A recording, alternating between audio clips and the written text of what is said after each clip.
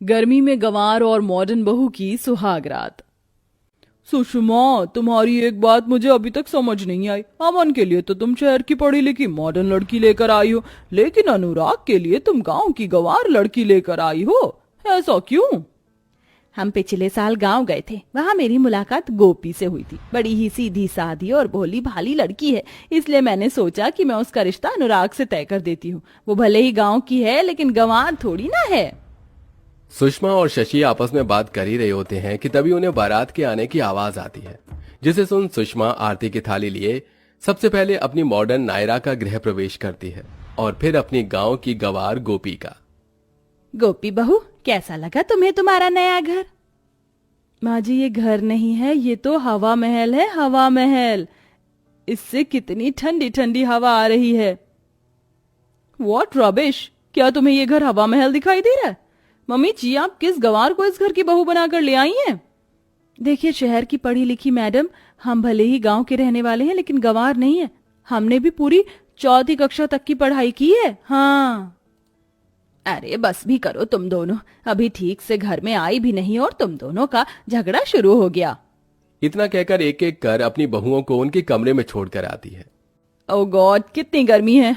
अब मैं और इस हैवी लहंगे में नहीं रह सकती।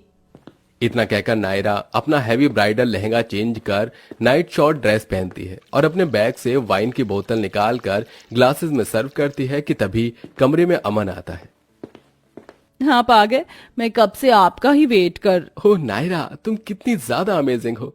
तुम्हें पता है, मैं हमेशा से चाहता था कि मैं अपनी फर्स्ट नाइट को अपनी वाइफ के साथ वाइन पीकर एंजॉय करूं। लेकिन तुमने तो मेरे बोलने से पहले ही मेरी विश पूरी कर दी। सिर्फ यही नहीं, देखिए मैंने म्यूजिक का भी अच्छे से इंतजाम किया है। चलिए डांस करते करते वाइन पीते हैं और अपनी फर्स्ट नाइट अच्छे से एंजॉय करते हैं। जहां एक तरफ मॉडर्न बहू मॉडर्न तरीके से अपनी अपनी फर्स्ट नाइट एंजॉय करती है, वहीं दूसरी तरफ मोरी मैया, कितनी गर्मी है, गला सूख रहा है। कमरे में बैठी गोपी गर्मी और प्यास की वजह से परेशान हो रही थी कि तभी गोपी की नजर बेड के साइड पर रखे मिनी फ्रिज पर जाती है। ये क्या है? ये तो किसी डब्बे जैसा लग रहा है। गोपी जैसे ही मिनी फ्रिज को खोलती है तो उसके अंदर से आ रही ठंडी हवा और लाइट को देखकर डर जाती है। हाय रे दैया, ये क्या बवाल है! राम राम, लगता है कोई भूत है। बापू कहते थे जहाँ कहीं भी चुड़ैल भूत होता है वो जगह बहुत ठंडी होती है। बेचारी गंवार गोपी डर में कमरे के कोने में जाकर बैठ जाती है कि तभी वहां अनुराग आता है। अरे गोपी, इतना बड़ा कमरा है और तुम हो कि यहाँ कोने में बैठी हो? भूत भूत है उधर। क्या? भूत? कहाँ है भूत? वो तो रहा आपके पीछे। अनुराग जैसे पीछे मुड़कर देखता है तो उसे अपना मिनी फ्रिज खुला हुआ दिखता है, जिसे देख अनुराग को हंसी आ जाती है।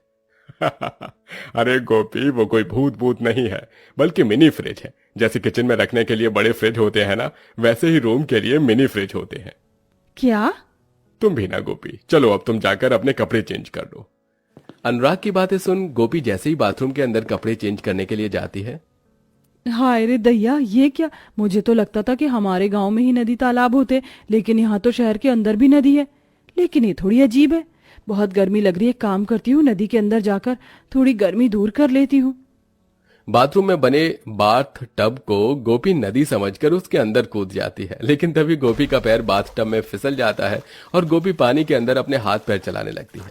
पानी की आवाज सुन अनुराग भागकर बाथरूम के अंदर आता है और गोपी को बाथ टब से बाहर निकालता है। हाँ, अच्छा हुआ आप आ गए, वरना मुझे तो लग रहा था कि आज तो मैं पक्का राम जी के पास चली जाऊंगी। लेकिन गोपी, तुम इस बाथ टब के अंदर क्या कर रही थी? मैं तो गर्मी से बचने के लिए इसके अंदर गई थी, लेकिन मैं जैसे ही इसके अंदर कूदी मेरा पैर फिसल गया। गोपी, ये नदी नहीं है, ये बाथ टब है और इसके अंदर कूदते नहीं है, इसके अंदर नहाते हैं। अनुराग गोपी को कमरे में ले आता है। एक काम करो, तुम अपने ये गीले कपड़े चेंज कर लो। मैंने एसी चला दिया है, अब तुम्हें गर्मी नहीं लगेगी। मैं तब तक कुछ खाने के लिए लेकर आता हूँ। इन्होंने मुझे कपड़े बदलने के लिए तो कह दिया, लेकिन ये गीले कपड़े कहाँ सुखाऊं? यहाँ तो कोई ऐसी जगह भी नहीं है। गोपी इतना बोल ही रही होती है कि तभी उसकी नजर पंखे और एसी पर जाती है, जिसे देख गोपी के दिमाग में एक गंवार हरकत सूझती है और वो अपने गीले कपड़े एसी और पंखे पर डाल देती है। जिसके बाद अनुराग जैसे ही कमरे में आता है। अरे भगवान, ये गोपी, क्या तुमने गीले कपड़े एसी और पंखे पर क्यों डाल दिए? इनके अंदर से ठंडी ठंडी हवा आ रही थी तो सोचा इन पर कपड़े डाल देती हूँ, थोड़ी देर में मेरे सारे कपड़े सूख जाएंगे। अरे गवार गोपी, तुम्हारी कपड़े सूखे न सूखे पर मेरा एसी और पंखा तो खराब हो गया है तुम्हारे गीले कपड़ों की वजह से। अब हम रात में सोएंगे कैसे? अनुराग को गर्मी लगना शुरू हो जाती है, जिसके चलते अनुराग गर्मी में ठीक से सो नहीं पाता। अरे मैं आपसे कह रही हूँ, आप इस खिड़की के पास आ जाइए और यहाँ सो जाइए। देखिए ये कितनी ठंडी ठंडी हवा आ रही है। मुंह बंद करो तुम अपना, वरना इस खिड़की से उठाकर तुम्हें बाहर कर दूंगा। ऐसी सुहागरात पूरी दुनिया में किसी की नहीं बनी होगी जैसी मेरी बनी है। गर्मी की वजह से अनुराग रात भर नहीं सो पाता और ऐसे ही सुबह हो जाती है। ये क्या अनुराग, तेरी आंखें इतनी सूजी हुई क्यों लग रही हैं? नहीं माँ, बस वो शादी की थकान ठीक से नहीं उतरी है। नायरा, गोपी बहू, एक काम करो, तुम दोनों जाकर मैंगो शेक बनाकर ले आओ। गर्मी का मौसम है, मैंगो शेक पीकर ही अब राहत मिलेगी। सुषमा की बात सुन नायरा और गोपी किचन में जाती हैं और नायरा मैंगो शेक बनाने लगती है। गोपी, मैंने मैंगो शेक बना दिया, एक काम करो, तुम फ्रिज खोलकर इन सभी ग्लासेस में बर्फ डाल दो, मैं अभी आती हूँ। नायरा की बात सुन गोपी जैसे ही फ्रिज खोलकर बर्फ निकालती है। ये बर्फ के टुकड़े तो कितने ठंडे ठंडे हैं, अगर ये बर्फ के टुकड़े मैंने कपड़े के अंदर डाल दिए तो मुझे बिल्कुल भी गर्मी नहीं लगेगी। गोपी उन बर्फ के टुकड़ों को ब्लाउज और साड़ी के अंदर डाल देती है और बाकी बचे बर्फ के टुकड़ों को मैंगो शेक में डालकर बाहर ले आती है। बर्फ की वजह से गोपी के कपड़े गीले होने लगे थे, जिसे देख सुषमा कहती है, ये क्या गोपी बहू, तेरे कपड़े गीले क्यों हो रहे हैं? इनके अंदर से तो पानी भी टपक रहा है। माँ जी, मैंने अपने कपड़ों के अंदर बर्फ के टुकड़े डाल दिए थे, बहुत अच्छा लग रहा है, बिल्कुल गर्मी नहीं लग रही है। क्या कहा तुमने? बर्फ के टुकड़े अपने कपड़ों के अंदर डाल दिए? गंवार, बर्फ खाने के लिए होती है, ना कि कपड़े के अंदर डालने के लिए।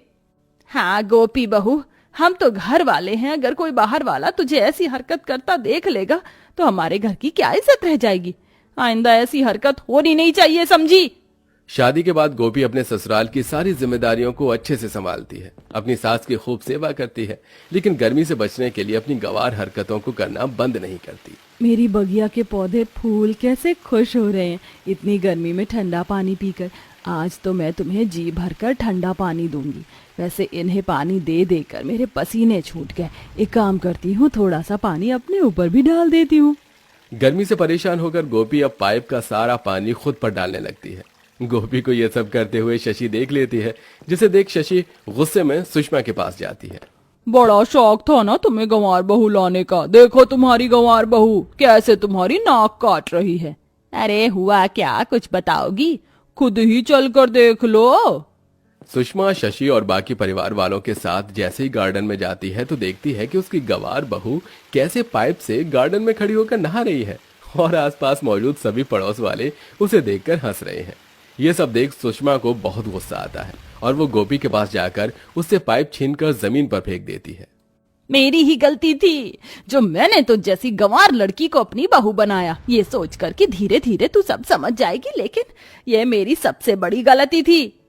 मम्मी जी, अगर हमने अभी कुछ नहीं किया तो ये गंवार लड़की तो हम सबकी नाक कटवा देगी। अब ये इस घर में और नहीं रह सकती। इतना कहकर नायरा गोपी का हाथ पकड़ती है और उसे गेट से बाहर ले जाने लगती है कि तभी अनुराग आता है और गोपी का हाथ नायरा से छुड़वाता है। खबरदार, अगर मेरी गोपी को किसी ने हाथ भी लगाया तो। माँ, गोपी भले ही गंवार है, लेकिन आप ये मत भूलिए कि गोपी ने आपकी रात भर जाकर कितनी सेवा की, आपके पैर दबाए हैं, लेकिन आपको याद कैसे होगा? भला आपको तो बस इसकी गंवार हरकतें याद रहती हैं। गोपी ने जब भी कोई भी गंवार हरकत की तो हम सब ने उसे समझाने की बजाय डांटा। तो गंवार कौन हुआ, गोपी कि हम? कैसी बातें कर रहे हैं आप? माँ जी से, माँ जी इन्हें माफ कर दीजिए। आप सबको मुझसे परेशानी है ना, मैं ही चली जाती हूँ। ये कैसी बातें कर रही है बहू, तेरे बिना तो ये घर सूना है। अनुराग बिल्कुल ठीक कह रहा है, गलती मेरी ही है, मैं हमेशा तुझे डांटती रहती। बहू मुझे माफ कर दे।